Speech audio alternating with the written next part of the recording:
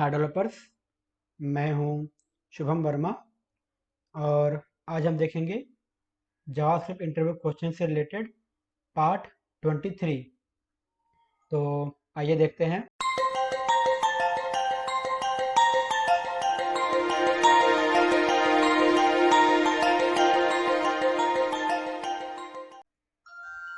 हमारा पहला क्वेश्चन है, what is temporal dead zone. Temporal dead zone क्या होता है? तो टेम्पोरल डेड जोन आप कह सकते हो कि थोड़ा सा इम्पोर्टेंट क्वेश्चन है। ये वैसे ज़्यादा पूछा तो नहीं जाता है, लेकिन कभी कभी पूछा जरूर जाता है। और ये थोड़ा सा आप कह सकते हो कि एक यूनिक टाइप का क्वेश्चन है, जो कि बहुत ही कम आपको देखने को भी कहीं मिलेगा। ठीक है, तो आइए देखते हैं कि आखिर टेम्पोरल डेड जोन होता क्या है। तो टेम्पोरल डेड जोन एक्चुअली ये आप कह सकते हो कि हम इसको हमेशा यूज करते हैं, लेकिन हमें पता नहीं होता कि आखिर ये एग्जाम्पल है टेम्पोरल डेड जोन का। ठीक, अब आइए देखते हैं आखिर ये क्या होता है टेम्पोरल डेड जोन। तो सपोज हम कोई वेरिएबल को एक्सेस करने का प्रयास कर रहे हैं, और वो वेरिएबल हमारा लेट है या फिर कॉन्स्ट है, और वो जो वेरिएबल हम एक्सेस करने का प्रयास कर रहे हैं वो एक्चुअली अभी डिक्लेयर हुआ ही नहीं है। और उसके बाद भी हम लोग सॉरी, और उसके बाद भी हम लोग उस वेरिएबल को अगर एक्सेस करते हैं तो हमें एक एरर मिलता है। तो बस इसी को हम लोग टेम्पोरल डेड जोन कहते हैं।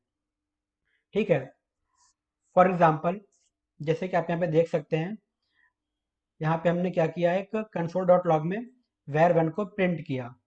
ठीक, दूसरा var2 को प्रिंट किया। अब आपने देखा यहाँ पे कहीं भी var1 डिफाइन नहीं है।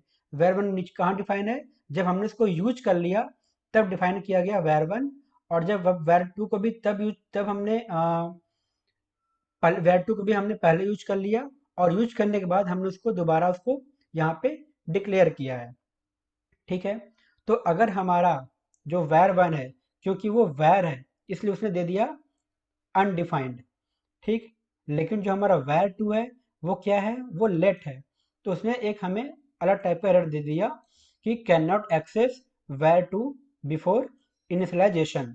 मतलब कि हम जो var2 है, क्योंकि वो मेरा लेट कीवर्ड से इनिशियलाइज है, तो हम लोग बिना उसको डिक्लेयर किए हुए, बिना उसको इनिशियलाइज किए हुए हम लोग उसको एक्सेस नहीं कर सकते हैं। अब लेट और कॉन्स्ट हम लोग इसको बिना डिक्लेयर किए या बिना इनिशियलाइज किए एक्सेस क्यों नहीं कर सकते? क्यों? क्योंकि ये हमारा ब्लॉक स्कोप होता है। ठीक है ठीक, जो हमारा लेट और कॉन्स्ट कीवर्ड है वो हमारा ब्लॉक स्कोप है। इसलिए जब भी हम इस टाइप के वेरिएबल को एक्सेस करने का प्रयास करेंगे बिना उसको इनिशियलाइज किए या बिना उसको डिक्लेयर किए, तो हमें हमेशा ही इस टाइप के एरर देखने को मिलेंगे। लेकिन वैर कीवर्ड के साथ हमें इस टाइप का एरर देखने को नहीं मिलता है। तो यही जो टेक्निक होती है कि मतलब हम वेरिएबल को एक्सेस करने का प्रयास तो कर रहे हैं, लेकिन एक्चुअल में वो वेरिएबल हमने डिक्लेयर किया ही नहीं है, वो वेरिएबल हमने इनिशियलाइज किया ही नहीं है, फिर भी हम लोग उसको एक्सेस करने का प्रयास कर रहे हैं, और उसकी वजह से हमें जो एरर देखने को मिलता है उसी को हम लोग कहते हैं टेम्पोरल डेड जोन। ठीक है, अगला क्वेश्चन देखते हैं, what is the real name of JavaScript. जो हमारा जावास्क्रिप्ट है उसका रियल नेम क्या है?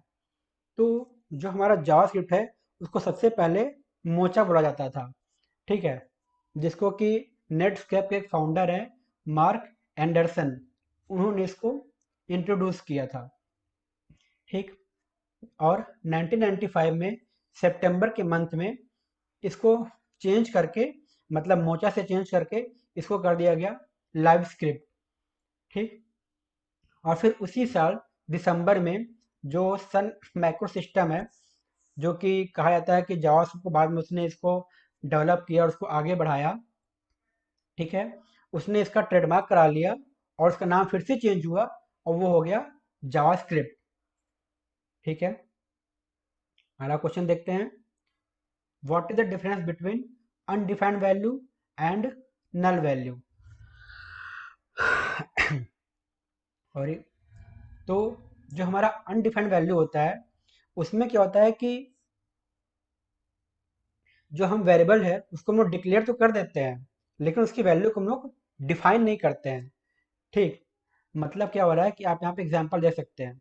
ये हमारा वैर है, वैर में हमने एक वेरिएबल को एक्सेस किया, लेकिन आपने देखा कि इस वैर जो हमारा वेरिएबल है, इसको हमने कोई वैल्यू असाइन नहीं की है, ठीक है।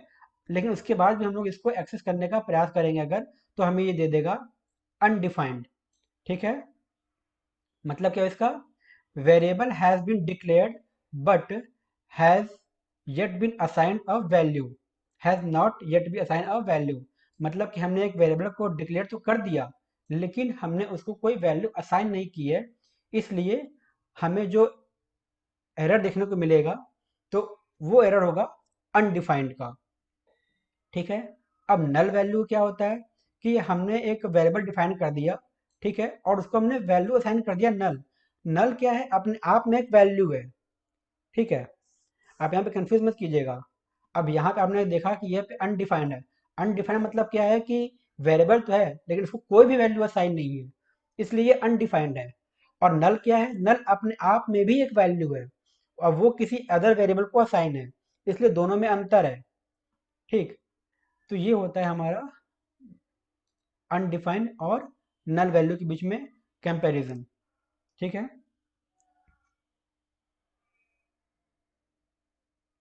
अगला क्वेश्चन है, what is async and await in JavaScript. ये भी काफ़ी ज़्यादा इंपॉर्टेंट क्वेश्चन है, और इंटरव्यू में आजकल ये क्वेश्चन काफ़ी ज़्यादा पूछा जाने लगा है कि एसिंग अवेट में क्या डिफरेंस होता है। तो जो हमारा एसिंग अवेट है, वो आप कह सकते हो कि एक, इसका भी ECMAScript 2017 में इंट्रोड्यूस किया गया था। अब इसका इंट्रोड्यूस क्यों किया गया था, तो ये भी आप कह सकते हो कि एक तरीके का प्रॉमिस है। जैसे नॉर्मली हम लोग जावास्क्रिप्ट प्रॉमिस यूज करते हैं, तो हमारा जो एसिंग अवेट है, ये भी एक तरीके का प्रॉमिस ही कहा जाता है। लेकिन जो हमारा नॉर्मल प्रॉमिस था, उसमें क्या था कि उसको भी समझना थोड़ा टिपिकल था, उसको मैनेज करना थोड़ा सा टिपिकल हो रहा था।